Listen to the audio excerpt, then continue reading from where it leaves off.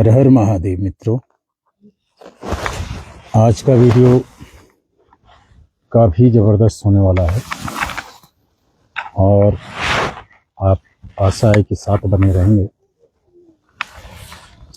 Video भारी इसलिए होने वाला है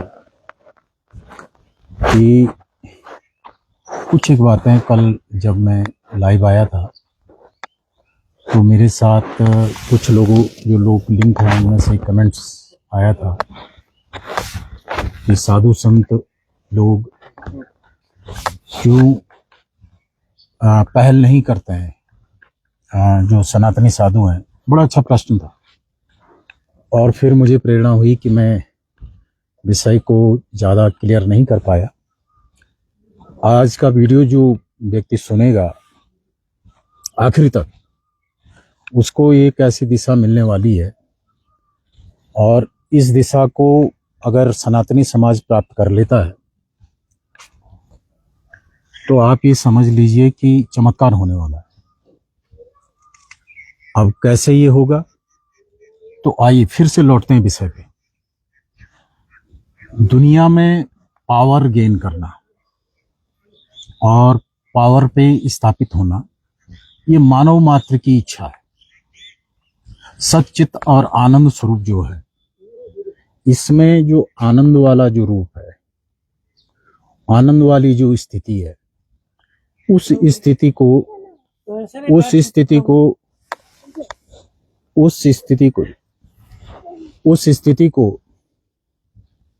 आनंद की स्थिति को, क्योंकि सच्चिदानंद स्वरूप तो आनंद प्राप्त नहीं कर सकता है, लेकिन उसके पैरेलल एक और चीज चलती है जो मानव वृत्ति के भीतर बैठती है, उसको कहते हैं सुखवांछा।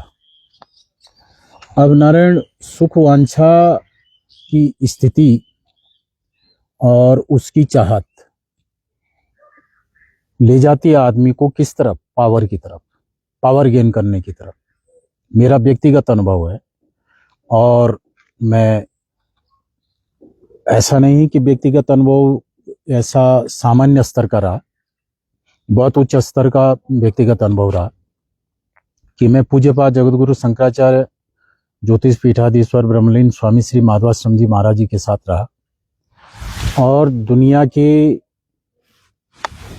और देश के कई धनाढ्य लोगों से मिलना हुआ, पावरफुल लोगों से मिलना हुआ उनके जीवन काल में, जब तक वो जीवित रहे क्योंकि वो शंकराचार्य थे। तो नारायण, उस समय एक चीज मेरे दिमाग में आई और आज मैं पिछले 25 वर्षों से एक जगह में महंत हूँ, यहाँ भी और व्यक्तिगत जीवन में जो देश में भ्रमण इत्यादि किया उसके द्वारा भी मुझे ये पता लगा और मुझे ये जानकारी कि जो ज्यादातर लोग बहुत हायर पोस्ट पे हैं या बहुत ऊंची राजनीतिक, जिन लोगों ने ताकतें प्राप्त की है, राजनीतिक बल प्राप्त किया है, इनके पीछे इनका कोई ना कोई ऐसी शक्तियों का ये सहारा लेते हैं जो शक्तियां लौकिक नहीं है, सांसारिक नहीं है, अलौकिक शक्तियां हैं। बड़े से बड़ा नेता और बड़े से बड़े बिजनेसमैन और जो लोग तैयारी कर रहे हैं, वो लोग, मैंने देखा उन लोगों को कि वो लोग कोई ना कोई उपासना कर रहे हैं, कहीं ना कहीं ब्राह्मणों को बैठा करके वो लोग उपासना कर रहे हैं। अभी आप देख रहे होंगे महर्षि और सांदीपनी का एक बड़ा भारी प्रकल्प चलता है, उसका वेद अध्ययन का। नारायण, ये आपको क्या लगता है कि ये साधारण स्थितियां हैं? नहीं, कुछ लोग पहचान गए हैं वैदिक सभ्यता की ताकत को। अब आपको मैं ले चलता हूं, इस बात को पूरा सुलझाता हूं। जो एपस्टीन आइलैंड पे जो किया जा रहा था,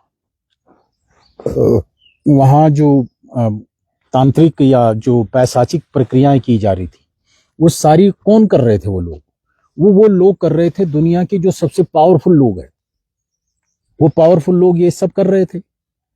और इसको करने के लिए उन्होंने बहुत ही विकट और बहुत ही तामसिक रास्ता अपनाया।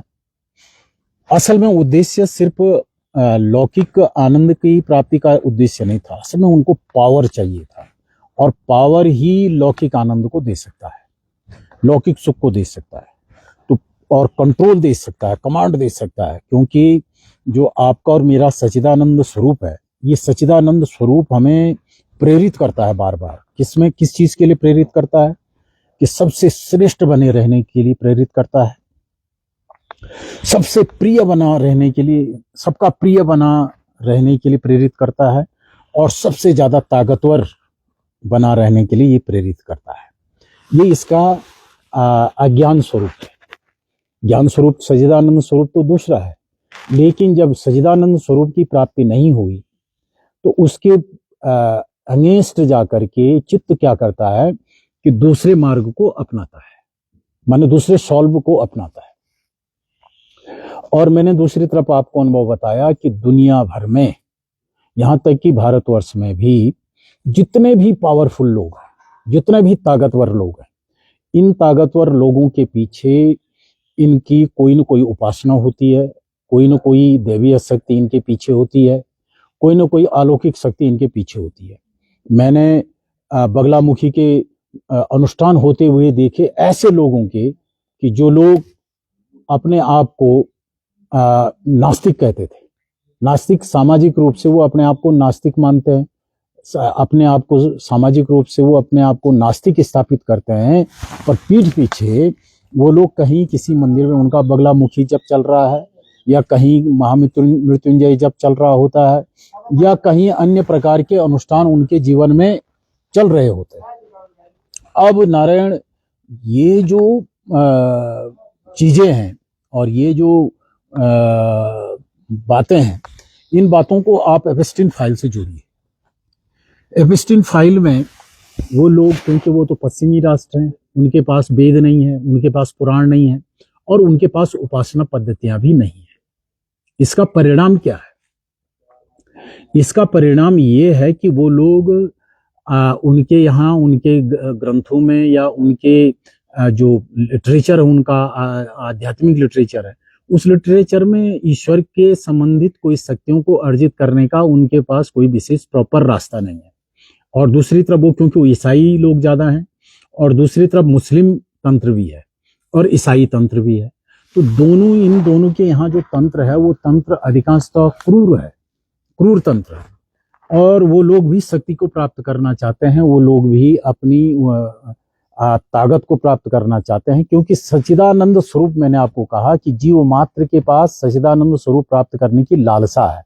सच्चिदानंद स्वरूप का जो नेगेटिव पोस्चर है, जो शैडो है, उस शैडो में कहेंगे कि सबका प्रिय बना रहने की इच्छा, सबसे सर्वश्रेष्ठ बना रहने की इच्छा, और सबसे ताकतवर बने रहने की इच्छा, सबका पूज्य बने रहने की इच्छा। ये इच्छा सच्चिदानंद स्वरूप का शैडो हिस्सा है। तो पश्चिमी राष्ट्रों के पास, पश्चिमी सभ्यताओं के पास इसका कोई विकल्प विद्यमान नहीं है। ये बात। अब भारतवर्ष के परिप्रेक्ष्य में इसको अगर आप देखें, भारतवर्ष के परिप्रेक्ष्य में ये क्या कारगर है। मैंने आप पहले भी बता रहा हूं मैं कि मैंने अनुभव किया कि कई लोग हैं, बहुत बड़े, या कोई डीएम है, या कोई सचिव है, या कोई बड़े भारी मुख्यमंत्री हैं, या कोई प्रधानमंत्री हैं, या कोई केंद्रीय मंत्री हैं, या कोई बड़े भारी बिजनेसमैन है। मैंने ये शंकराचार्य जी के साथ ही देखा। इन लोगों के जीवन में ये साधारणता, इनके बयान, मैंने यहाँ तक राजनीतिक पार्टियों, मैं नाम नहीं लूंगा, राजनीतिक पार्टी के वो लोग जो सनातन धर्म को पी पी करके गालियां देते, पानी पी पी करके गालियां देते हैं, उन लोगों को भी हमने अनुष्ठान करते हुए देखा, देवियों के अनुष्ठान करते हुए देखा, तंत्र के अनुष्ठान करते हुए देखा, और तांत्रिकों के साथ मिलते हुए देखा, तांत्रिकों से पर पैसा लगाते हुए देखा, और उनके यहाँ अनुष्ठान होते हुए देखे। ये मैं अपने आंखों से देखा। ये क्यों हो रहा? ये पावर की इच्छा। तो सनातन धर्म में इसकी व्यवस्था पहले से ही विद्यमान है। कैसे पहले से विद्यमान है? हमारे यहाँ 3 प्रकार की उपासना पद्धति है। एक सात्विक उपासना पद्धति है, एक राजसी उपासना पद्धति है, और एक तमोगुणी उपासना पद्धति है। इनमें से जो सात्विक और राजसिक जो उपासना पद्धतियां हैं, ये उपासना पद्धतियां हमेशा जरा देर से, विलंब से फल देती हैं। फल क्यों विलंब से फल देती हैं?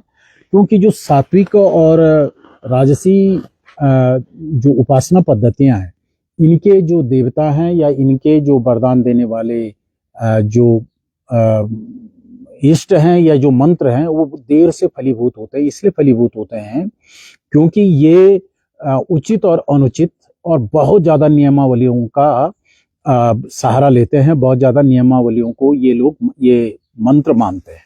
लेकिन तमोगुणी उपासना में बहुत ज्यादा नियमों की आवश्यकता नहीं है, लेकिन कठोरता की आवश्यकता है।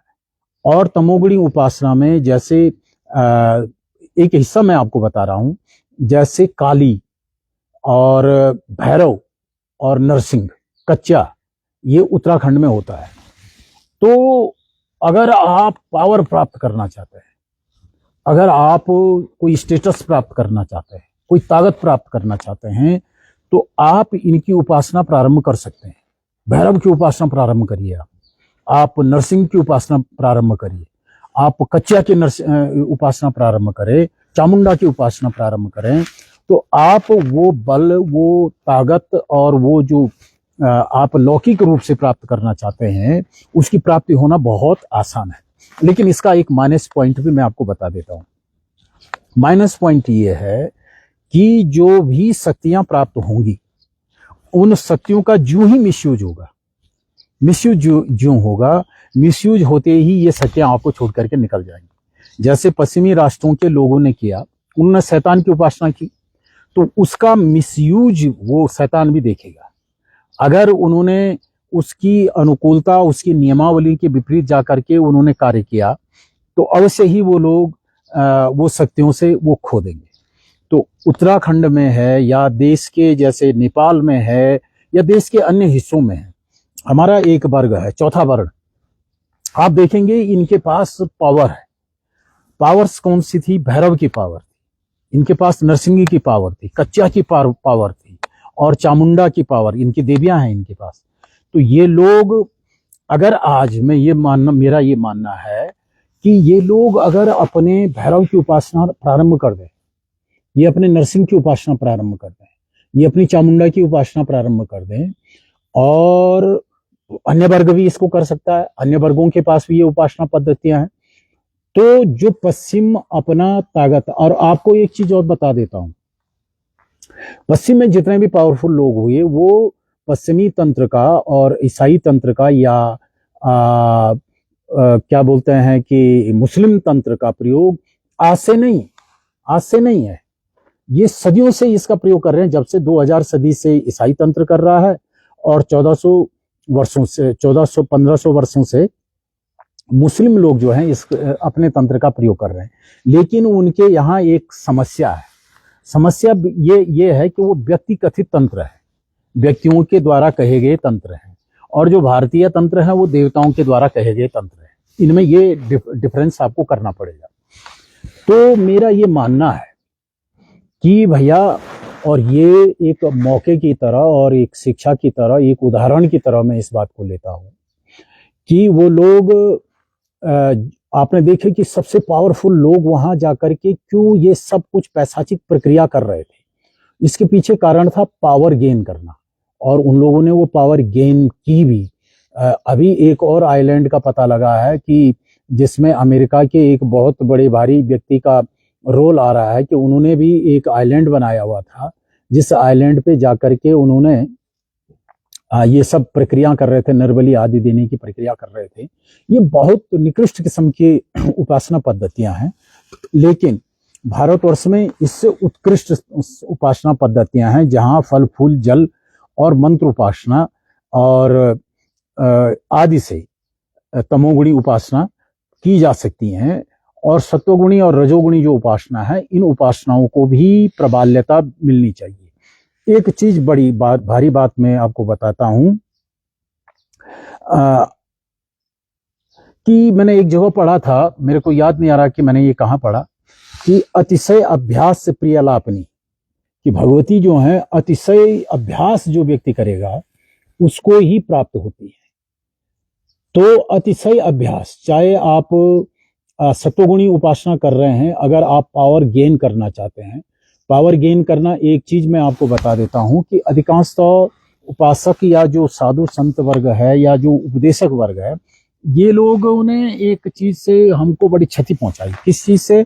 जब ये लोग कहते हैं कि निष्काम उपासना, निष्काम उपासना, निष्काम भक्ति, ये शब्द जब कहते हैं तो एक बहुत बड़ा वर्ग, एक बहुत बड़ा समाज, एक बहुत बड़े जो वर्ग है वो हमसे कट जाता है। क्योंकि संसार में निष्काम लोग गिने चुने होते हैं। बहुत अंगुली पे आप उन लोगों को, निष्कामता के लोगों को गिन सकते हैं, अंगुलियों पे गिने जा सकते हैं। संसार भरा पड़ा हुआ है सकाम लोगों से, और वो सकामता 3 प्रकार की है: सतोगुणी सकामता, रजोगुणी सकामता और तमोगुणी सकामता। ये किसी के भी वर्ग में, ब्राह्मण, क्षत्रिय, वैश्य और शूद्र, किसी भी वर्ग में ये तीनों प्रकार की सकामताएं हो सकती हैं। जैसे जो पश्चिम से आए हुए भारतवर्ष में जो मतांतर है, इनमें सत्वगुणी सकामता नहीं होती है और रजोगुणी सकामता इनके अंदर नहीं होती, इनके अंदर तमोगुणी ही सकामता होती है। क्योंकि इनका जो लिटरेचर है, इनका जो इनको जो समझाया गया है और इनकी जो पॉलिसीज हैं, ये है राज करने वाली पॉलिसी। इनके जो फाउंडर लोग थे, उन्होंने राज करना, माने यह लौकिक, माने संसार पे राज करने की प्रक्रिया को ये लोग ज्यादा बल देते रहे। ठीक है, लेकिन जो भारतीय परंपरा है, भारतीय परंपरा लौकिक राज करने को भी मान्यता देता है, पारलौकिकता को ज्यादा बढ़ावा देता है। और वर्तमान में सिर्फ एक चीज की जरा हमारे साधु संतों से भी, हमारे उपदेशकों से भी और ब्राह्मण वर्ग से बड़ी भारी कुछ भूलें हुई हैं। वो लोग बहुत ज्यादा ऊंचे स्तर पे चले गए, जो लोग निष्कामता को बहुत प्रमोट करते थे, वो ऊंचे उठ गए और उनका ज्यादा सुने जाने लगा। लेकिन उसका परिणाम क्या हुआ कि लोग निष्कामता का ढोंग बहुत करते हैं, निष्काम होने का ढोंग बहुत करते हैं। साधु संत के पास आप जाते हैं तो असल में आप निष्काम नहीं होते हैं, क्योंकि आपके भीतर ठूस ठूस करके सकामता भरी पड़ी हुई है, और जो सामने बैठे जिनसे आप आशीर्वाद लेने जा रहे हैं वो आपको निष्कामता का उपदेश कर रहे हैं। तो परिणाम क्या होता है? क्लेश हो जाता है। दो ऐसी मनोवृत्तियां आपस में टकरा जाती हैं, जिन मनोवृत्तियों का आपस में कोई मेल नहीं है। निष्कामता और सकामता का आपस में कोई मेल नहीं है। परिणाम क्या है कि उनके द्वारा कथित उपदेश को आप ले लेते हैं, आप उनके द्वारा कथित मंत्रों का जाप भी शुरू कर देते हैं, उनको गुरु भी बना लेते हैं, लेकिन आपके भीतर बैठी हुई सकामता हमेशा आपको हिट करती है। तभी जब शिकायत आती है कि जी मन नहीं लग रहा है, या मेरा ध्यान नहीं हो रहा है, या मेरे से जब ठीक से नहीं हो रहा है, या मेरे ये नियम पालन मेरे से नहीं हो रहा है, ये जो बहाने हैं, ये बहाने वास्तव में आपको क्या लगता है ये क्रिएट होता है कैसे? कि जब सकामता और निष्कामता आपस में टकराती है। दुनिया का एक कठोर सत्य है कि 99.9 जो है व्यक्ति जो है सकाम है, 0.01% लोग ही निष्काम व्यक्ति हैं। अब आप इतनी बड़ी लार्ज अमाउंट को निष्कामता का उपदेश दे रहे हैं, तो आपका उपदेश निरर्थक क्यों गया? आपकी उपासना पद्धतियों पे, आपकी साधना पद्धतियों पे ये जो बुरा प्रभाव पड़ा, इस बुरे प्रभाव को समझना पड़ेगा कि बुरा प्रभाव इसलिए पड़ा क्योंकि हमने निष्कामता का उपदेश संसार को दिया, और ये निष्कामता का उपदेश हमारे लिए भारी पड़ गया। परिणाम क्या हुआ कि हम जाति व्यवस्था नहीं बचा पाए, परिणाम ये हुआ कि हम गोत्र व्यवस्था नहीं बचा पाए, परिणाम ये हुआ कि हम संस्कारों की व्यवस्था को नहीं बचा पाए। क्यों नहीं बचा पाए? इसके पीछे उन लोग हैं, वो विचारहीनता जो कहेंगे, या माने जो टेक्निकली जिन लोगों से चूक हो गई है कि वो निष्कामता का उपदेश देते रहे, और वो निष्कामता का उपदेश देने का परिणाम ये हुआ कि जो आम जन था, जो सामान्य मानव था, सामान्य मानव को तो सकामता चाहिए थी, वो तो पावरफुल होना चाहता था, वो लोक में प्रिय, सबका प्रिय होना चाहता था, वो लोक में सबका पूजनीय वंदनीय होना चाहता था, और आपने उसको थमा दी क्या? निष्कामता की डंडी। और निष्कामता का परिणाम ये हुआ कि आपने उसको उपदेश जो किया, जो मंत्र आपने जब उसको जप करने के लिए दिया, वो जपता तो है, लेकिन वो जो स्पिरिट चाहिए, उसके लिए जो तीव्रता चाहिए, वो जो तीक्ष्ण चाहिए जप के लिए, त्याग के लिए, तपस्या के लिए, उस तीक्ष्णता को वो नहीं प्राप्त कर पाता है। ये निष्कामता का एक माइनस पॉइंट है। और सकामता क्या बला है, सकामता में आप बहुत तीव्रतर, बहुत तीक्ष्ण रूप से सकामता में आप प्रविष्ट होते हैं, क्योंकि सकामता का स्वरूप ही ऐसा है कि जो सिक्रेशन है ब्रेन में सकामता को लेकर के, उसके जो डिजायरेबल जो वो उसका थॉट्स हैं, वो थॉट्स उसके ब्रेन में सुख का जो सिक्रेशन है, जो उसका एड्रेनलिन है, उसको उसको ज्यादा से ज्यादा रिलीज करता है, क्योंकि वो उसमें तन्मयता से लगा हुआ है। तो नारायण जो हमारे यहाँ भैरव की उपासना है, जो नरसिंह की उपासना है, या जो चामुंडा, दुर्गा इत्यादि की उपासनाएं हैं, या जो तमोगुणी उपासना है जहां बलि प्रथा इत्यादि का प्रयोग किया जाता है, ये उपासनाएं असल में व्यक्ति को वास्तविक रूप से सांसारिक ताकत को देते हैं। अब मैं आपको एक चीज बड़े काम की बताता हूं। हमारा जो चतुर्थ वर्ग था, चतुर्थ वर्ग, आप यकीन करेंगे, आपको एक घटनाक्रम बताता हूं, एक कहानी बताता हूं कि घटनाक्रम ऐसा है कि मधुसूदन सरस्वती बोल करके हमारे शंकर संप्रदाय में एक बड़े भारी संत हुए, वो बाद में शंकराचार्य भी बने। मधुसूदन सरस्वती जी, पूज्यपाद महाभाग मधुसूदन सरस्वती जी, तो इन्होंने 24 गायत्री पुरस्चरण किए। 24 गायत्री पुरस्चरण करने के बावजूद इनको जो है भगवती के दर्शन नहीं हुए। अब 23 पुरस्चरण कर लिए। जब भगवती के दर्शन नहीं हुए तो बड़े दुखी हो गए, और मन में हुआ कि अब जाकर के गंगा जी में जाकर के प्राणी त्याग कर देते। अब गंगा जी की तरफ जा रहे थे, तो रास्ते में इनको एक चांडाल मिल गया, एक शूद्र भी मिल गया। चांडाल मिल गया तो वो इनको देख करके हंसा। अब हंसा तो इन्होंने उससे पूछा, भाई कि क्यों हंसे तुम मुझको देख करके? बोला, महाराज आप इतनी श्रेष्ठ उपासना कर रहे हैं, और इतनी श्रेष्ठ उपासना करने के बावजूद भी आप आत्महत्या करने के लिए निकले हैं, तो ये तो बड़ी धिक्कारता की बात है। तो उन्होंने रखी बात सामने कि भाई मैंने तो ऐसे ऐसे उपासना की है, तो क्या क्या कर सकता हूं मैं, भगवती के दर्शन हुए नहीं। उसने कहा कि देखो महाराज जी, कि आपके जो पूर्व जन्म के जो पाप है, 23 उपासना करने के बाद आपके पूर्व जन्म के सारे पाप नष्ट हो गए। अगर आप एक और अनुष्ठान कर लेंगे तो आपको भगवती के दर्शन होंगे। नारायण मधुसूदन सरस्वती जी आश्चर्यचकित हो गए कि ये चंडाल को कैसे पता। तो वो जो चंडाल व्यक्ति था, उसने तमोगुणी उपासना के बल से ये बल प्राप्त किया था कि वो त्रिकालज्ञ था, उसके पास त्रिकालज्ञता की शक्ति थी। किसके मन में क्या चल रहा है, किसके जीवन में क्या चल रहा है, ये वो अपने कुल इष्ट की उपासना, तमोगुणी उपासना के बल से उसको ये प्राप्त था।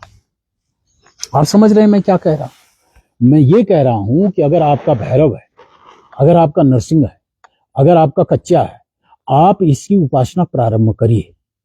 और लोक में जो ये अभिवांछा है कि आप पावरफुल हो, आप सर्ववंद्य हो, और मौका भी है इस समय, लोकतांत्रिक रूप से मौका भी है, जो कोई भी किसी भी वर्ग का है, चाहे ब्राह्मण है, चाहे क्षत्रिय है, चाहे वैश्य है, चाहे शूद्र है, इनके जो कुल इष्ट हैं, इसमें जो उपासना पद्धतियां हैं, उन उपासना पद्धतियों को अगर आप अपना लेते हैं और उस उपासना पद्धतियों पे आप दृढ़तर होकर के चल पड़ते हैं, दिशा निर्देशन चाहिए। तो समाज में बहुत सारे संत बैठे हुए हैं, बहुत सारे लोग बैठे हुए हैं, जो लोग इन विधाओं को जानते हैं, इस विधा को जानते हैं। आप उस विधा का अवलंबन कर सकते हैं, आप उस विधा को प्राप्त कर सकते हैं। तो नारायण, आज के लिए मैं इतना ही कहूंगा। कल आज शाम को मैं हो सकता है कि पुनः इस विषय पे लाइव आऊं, क्योंकि इस समय बहुत सारे लोग नहीं जुड़ पाए हैं। फिर भी शाम को मैं इस विषय पे फिर से लाइव आने वाला हूं। तो ये बात समझ लीजिए कि लौकिक ताकत को प्राप्त करना है तो ये मानवीय स्तर पे ही संभव नहीं है। लौकिक ताकत को प्राप्त करने के लिए अलौकिक शक्तियों का साथ होना जरूरी है। और दुनिया में इस समय जितने भी ताकतवर लोग, यहाँ तक कि भारतवर्ष में भी जितने ताकतवर लोग हैं, ये ताकतवर लोग कोई ना कोई उपासना, कोई ना कोई मंत्र का जाप ये अवश्य कर रहे होते हैं, कोई ना कोई तंत्र का प्रयोग ये अवश्य कर रहे होते हैं, कोई ना कोई कहीं ना कहीं इनके यहाँ ब्राह्मणों को बैठा करके जप करवाया जा रहा होता है, और कुछ ऐसे लोग हैं जो स्वयं कर रहे हैं। मैंने यहाँ तक देखा कि जो लोग हिंदू देवी देवताओं को गाली देते हैं और जो लोग हिंदू आस्था को गाली देते हैं, हिंदुओं को माने ब्राह्मणों को गाली देते हैं, वो लोग भी जा करके या तो मुस्लिम तंत्र का प्रयोग कर रहे होते हैं या ईसाई तंत्र का प्रयोग कर रहे होते हैं। वो मुस्लिम उलेमाओं से या मुस्लिम जो तंत्र के जानकार लोग हैं वो मुस्लिम तंत्र का प्रयोग कर रहे होते हैं या ईसाई तंत्र का प्रयोग कर रहे होते हैं। ईसाई जो उपासना पद्धति में जो तांत्रिक प्रक्रिया है उनका प्रयोग कर रहे होते हैं या मुस्लिम तांत्रिकता का प्रयोग कर रहे होते हैं। वो बशर्ते हिंदुओं को गाली दे रहे होते हैं। और हिंदू कितना अभागा है कि उसके पास सब कुछ होते हुए पर भी वो भ्रम में पड़ जाता है कि उसके पास कुछ नहीं है। पश्चिम ने इतनी ताकत कैसे प्राप्त कर ली, चाइना ने इतनी ताकत कैसे प्राप्त कर ली, रसिया ने इतनी बड़ी ताकत कैसे प्राप्त करी। कभी आप जाकर के इनके पीछे जाकर के आप जो हिडन वर्ग है, जो छुपा हुआ सीक्रेट वर्ल्ड है, उस वर्ल्ड में आप देखेंगे कि तंत्र का प्रयोग, तांत्रिकता का प्रयोग आज भी वैसा का वैसा है जैसे सतयुग में था, जैसे द्वापर में था, जैसे त्रेता में था। ठीक वैसे कलयुग में भी पावरफुल लोगों को तंत्र वैसे ही प्रभावित कर रहा है, तांत्रिक अभिक्रियाएं वैसे ही प्रभावित कर रही हैं कि जिनके बल से लोग पावरफुल बन गए हैं, जिनके बल से लोग ताकतवर बन गए हैं और दुनिया पे राज कर रहे हैं। इसमें राज करने के लिए, क्योंकि दुनिया को चलाने के लिए नारायण मानवीय बुद्धि, मानवीय शक्ति से ही काम नहीं चलता, इसके लिए देवीय शक्ति चाहिए, चाहे आसुरी शक्ति चाहिए। तो पश्चिम ने आसुरी शक्ति का आश्रय लिया, हम तो भारतीय हैं, हम देवीय शक्तियों का आश्रय लें। तो जिन भी लोगों का भैरव या नरसिंह, कच्छा या चामुंडा आदि उपासना पद्धतियां हैं, तो नारायण मैंने आपको कहा कि इसके जानकार लोग हैं और आपकी कुल परंपरा से प्राप्त अगर ये है। हाँ, एक चीज का सावधानी रखनी है, अगर आप तमोगुणी उपासना कर रहे हैं, अगर आप तमोगुणी उपासना कर रहे हैं तो आप रजोगुणी और सतोगुणी के यहां नहीं जाएंगे। उससे क्या होगा, क्लेश होगा। सतोगुण और रजोगुण आपस में स्पार्क करते हैं और ब्लास्ट करते हैं। अगर आप सतोगुणी उपासक हैं तो आप रजोगुणी और तमोगुणी उपासकों के यहां नहीं जाएंगे, उन देवताओं के पास नहीं जाएंगे। क्यों? ये आपस में क्लेश करते हैं। अगर आप रजोगुणी हैं, रजोगुणी उपासना कर रहे हैं, आप सतोगुणी के यहाँ तो जा सकते हैं, लेकिन तमोगुणी के यहाँ जाकर के आपकी उपासना ढल जाएगी, समाप्त हो जाएगी। अगर आप तमोगुणी उपासना कर रहे हैं और आप सतोगुणी देवता के यहाँ चले गए तो आपकी उपासना जो आपने किया है वो फ्यूज हो जाएगा, वो रिड्यूज हो जाएगा। इस बात की सावधानी रखें। मैं इस विषय पे हो सकता है शाम को भी, शाम को करीब 9 बजे के करीब में इस पे हो सकता है व्यस्तता न रही, अगर मेरा जप इत्यादि पूरा हो जाए जल्दी, तो 9 बजे आज शाम को मैं फिर इस विषय पे लाइव आऊंगा। हो सकता है यही विषय सब्जेक्ट को मैं पुनः रिपीट करूं। हर हर महादेव।